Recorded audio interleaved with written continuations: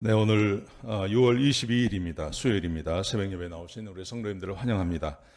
말씀 나누기 전에 공동기도 제목으로 기도하는 시간 갖도록 하겠습니다. 기도하시겠습니다. 홍석화 집사의 암을 치료해 주십시오. 배옥준 집사의 뇌졸중을 치료해 주십시오. 언어가 회복되고 오른쪽 팔다리에 힘이 생겨나도록 해 주십시오. 곽한나 집사의 허리를 치료해 주십시오. 권하자 집사가 다시 걷도록 해 주십시오. 이승학 성도의 뇌종양 치료가 잘 되게 해 주십시오. 권현민 형제를 치료해 주십시오. 김에브라임 형제가 신장 이식을 속히 받도록 해주십시오. 김시희 집사의 뇌종양 치료가 잘 되게 해주십시오. 우한 폐렴으로부터 우리를 지켜주십시오. 예수님의 이름으로 기도합니다. 아멘. 아멘. 오늘 본문의 말씀은 에스더 9장 1절에서 16절까지 말씀입니다.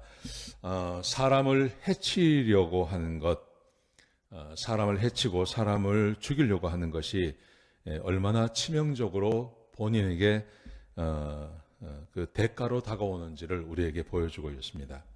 여러분, 이 에스더서는 특별히 유대인들이 좋아합니다. 왜냐하면 유대인들은 그 다른 민족이나 다른 나라에 의해서 침입도 많이 받고 또 박해도 많이 받았습니다. 특별히 유대인들이 예수님을 십자가에 못 박았다는 이유 때문에 유럽에서는 아주 많은 고난을 받았습니다.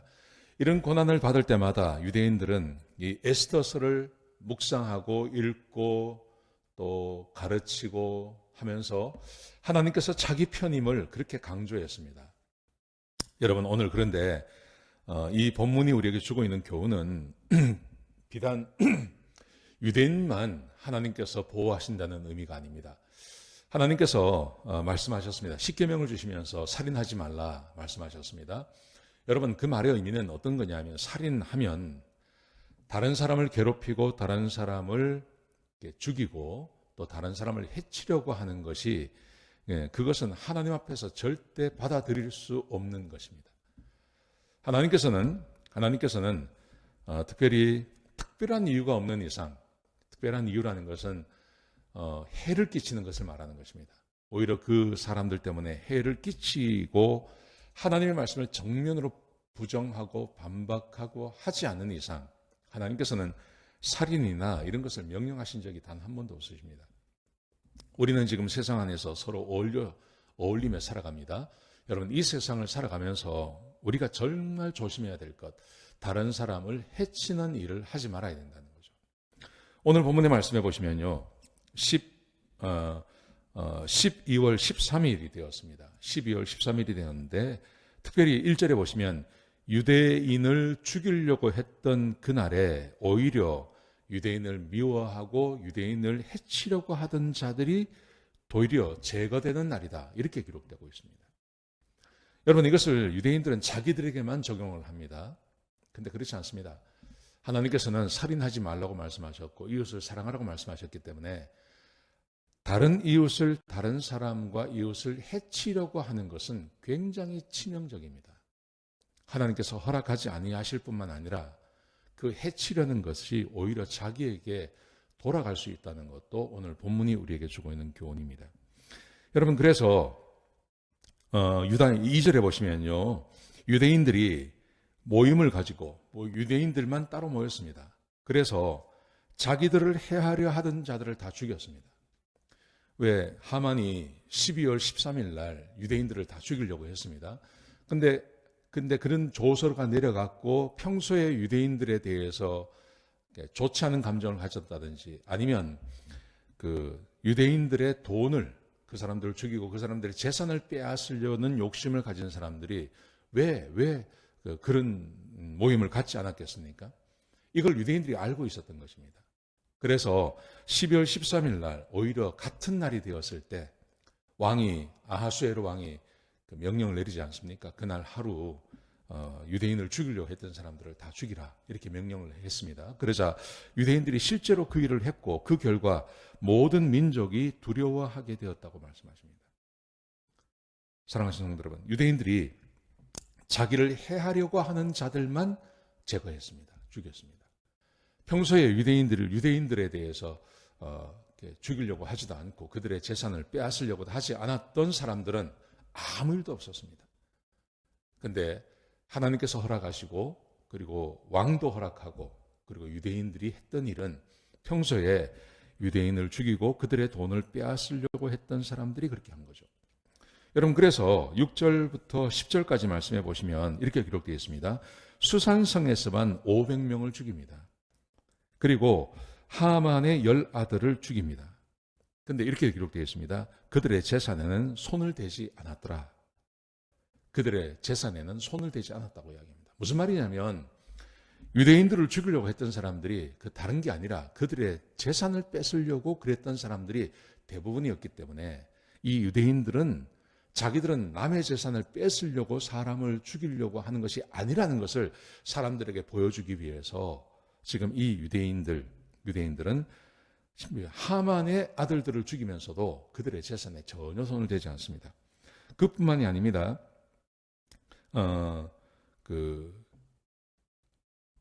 왕이 명령한 대로만 합니다. 그날 하루만 딱 이 일을 합니다. 왜 사람을 이렇게 해치려고 하면 그날 하루만은 되지 않지 않습니까? 근데 여러 날 할 수 있습니다. 근데 그날 하루만 딱 그 일을 합니다.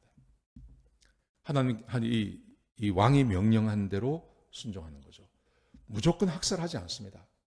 모든 사람을 다 학살하지도 않고 어떤 그 감정 때문에 학살의 범위를 넓히지도 않습니다. 딱 그만큼만 일을 하는 것이죠.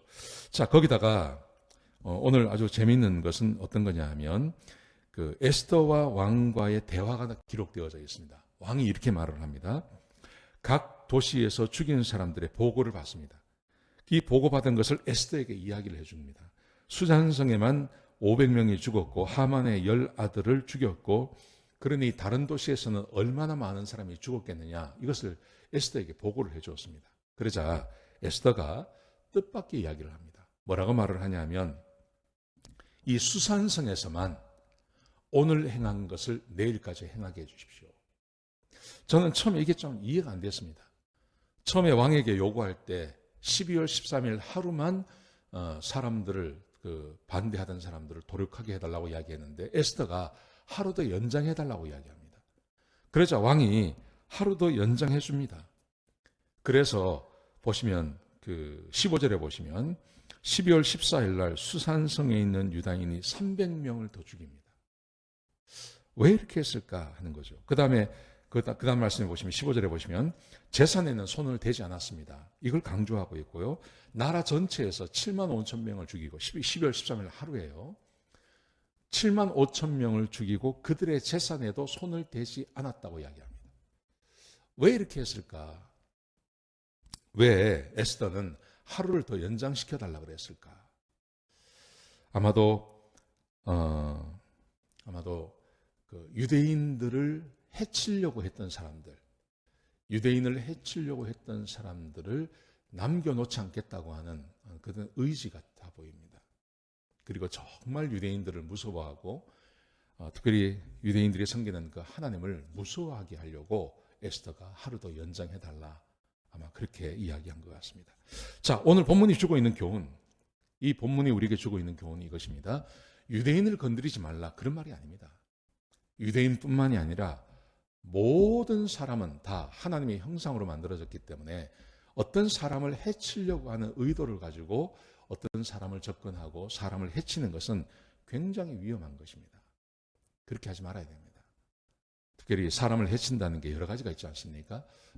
어떤 사람에 대해서 나쁜 이야기를 하는 것, 악평을 하는 것, 어떤 사람에 대해서 사기를 치는 것, 어떤 사람의 재산을 빼앗는 것, 이 모든 게 다 포함이 되는 겁니다.